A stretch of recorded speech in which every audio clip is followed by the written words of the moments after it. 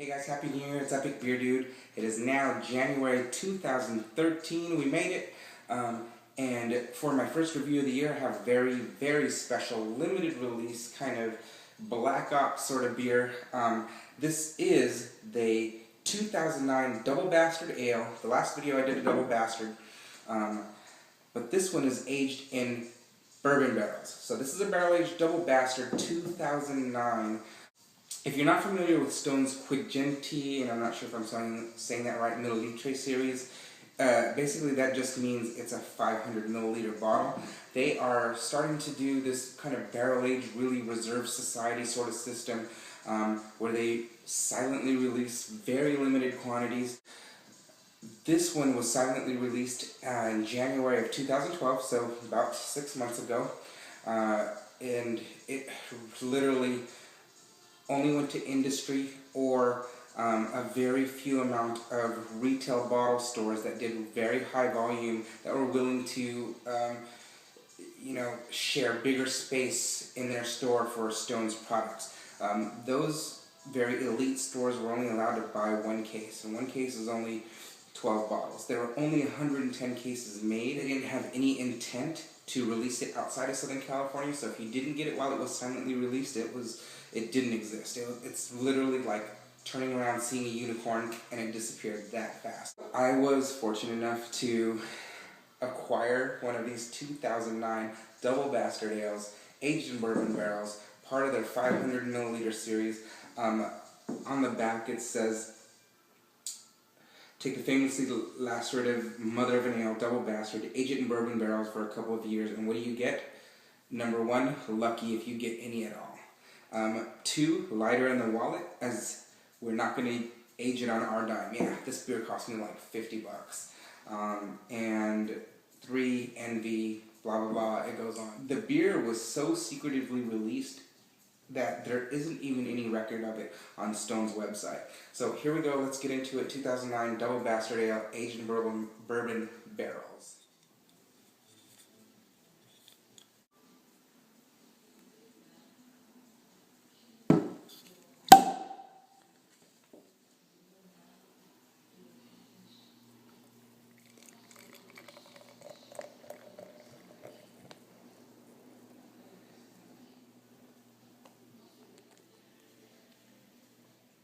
This is the 2009 Bourbon Barrel Aged Double Bastard by Stone Brewing Company, a 500 milliliter Reserve Series bottle, 11.5 ABV. They do not release the IBU. The body pours a brandy meets barley wine with really deep, dark chestnut color, some scarlet hues on the contours of the glass, a lighter sepia-colored head with some medium to small bubbles, creating a slight mist that fills the glass inside. This is a sexy, sexy beer, and I can't wait to get into it. Let's do this. Alright guys, this is it. You saw the pour. Let's get into the nose.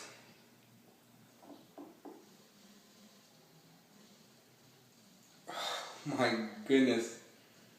Ridiculous. So this glass is totally opening up. It's got that brandy wine sweetness with a big, big punch of breadiness. The breadiness that you would get from like the dusty smoke screen of freshly milled grains. Really, really big, sweet, big caramel notes in there. Vanilla cream, like a vanilla with heavy cream and rum cherry background. Just a charred smokiness, chocolate cherries, deep, dark, pitted fruits. Wow. Wow. Moment of truth. Cheers. Alright guys, let's get into the mouthfeel. The mouthfeel was really kind of this spongy, soaking quality, where it felt like it was soaking down to the bottom of the pores of your taste buds and coming back up as your taste buds filled. When it got to the top of your tongue again, it just got really slick and viscous and just dropped down through the swallow. The taste lingered a little bit, and it seemed like the flavors just popped out of your taste buds and emptied them up and they're getting ready for the next round. So really good mouthfeel, kind of frizzante carbonation, not too big, but just enough to move those flavors around and for you to kind of really know that you're still drinking a beer. Alright guys, front of the mouth you get this really fruity quality, like a red wine quality or a really light wine, like a Moscato d'Asante sort of fruitiness, peach plum, dark fruit. It's like a dark fruit meets citrus sort of deal, really sweet, coming in with some bourbon heat. Now mid-palate you get more of the sugary qualities. You get the toffee covered almond, the rich chocolate milk covered cherries, the rum soaked raisins, some plums and figs in there, a little date note in there, just a hint of nutmeg. The complexity is kind of, you know, beyond reproach here. You're getting that brown sugar, that glaze, that molasses, that creme brulee topping when they take the flame to it and you crack right into the creme brulee. It's got that sort of thing going on. Great mouthfeel, great mid-palate. Back of the throat, it finishes very sweet, but the hops are there all along the way, kind of marching in through mid, front, and back, evening everything out. You've got definitely an underlying citrus quality from the hops, and then more of a grapefruit note as it swallows. But the entire time, what you're experiencing from front to back is like this whole kind of heat mixed with sweetness and bitterness, and it's all coming around. So it doesn't really like balance it per se, because it doesn't ever meet what is very unique about this beer, and that's why I'm giving this an A+ right off the bat, is you get to smell and taste every single flavor that's going on. It's that complex where right when you sip it, you get that sweetness, you get the fruit, you get the bitterness from the hops, and then it switches over and you get some toffee and almond kind of richness, and then the hops march back in, throw a little bit of grapefruit in there. You swallow it and you're like, damn, it's hot. It's got that bourbon heat, that kind of hard lack, taking a little bit of a shot sort of thing. Really intense, flavor abundant. The level of complexity is off the charts. Something that you could only wish for in a beer. So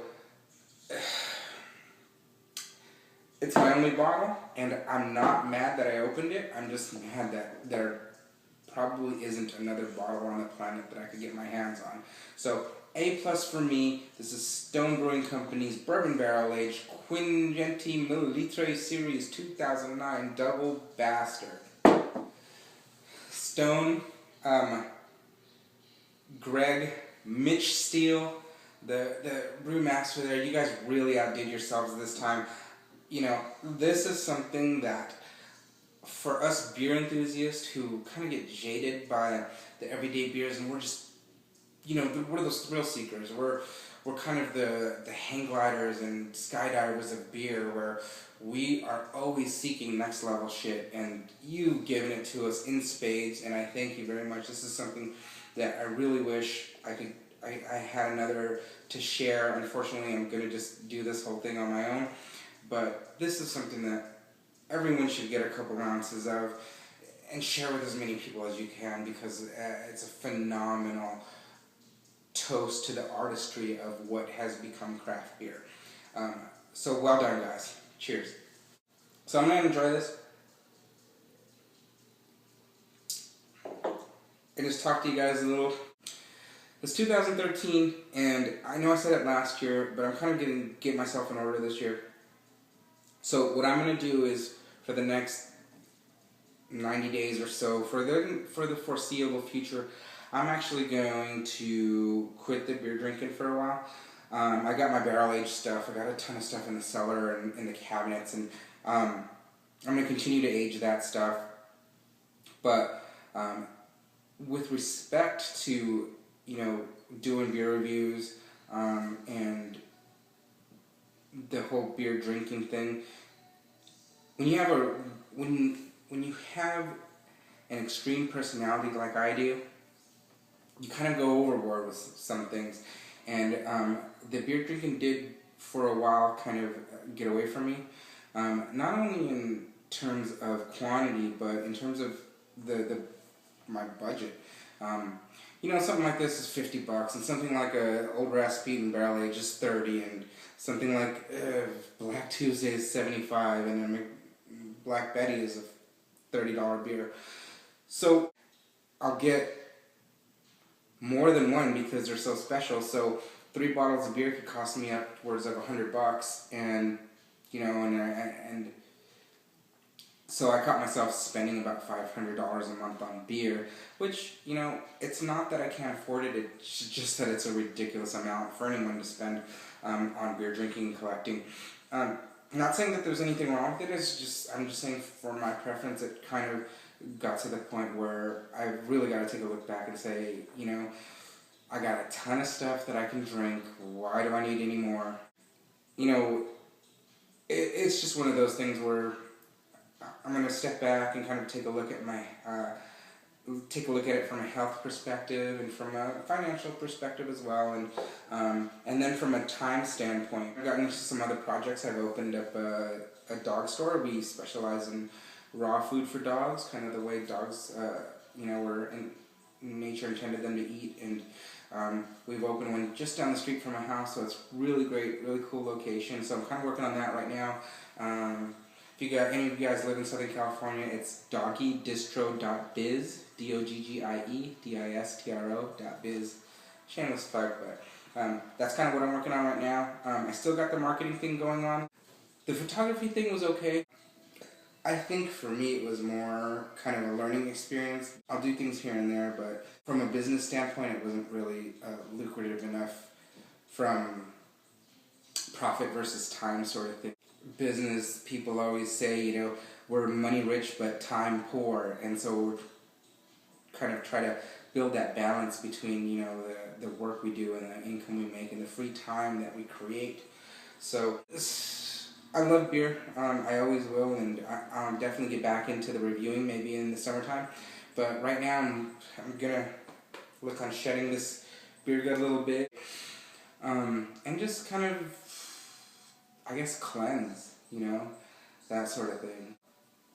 For all you beer reviewers and my subscribers, the people who just watch my channel that don't even subscribe, I really appreciate you guys coming by and checking me out. It's been a blast, and we'll do some more. So it's just going to take me some time to mellow out a little bit, and it's not really goodbye. It's kind of see you later for a while.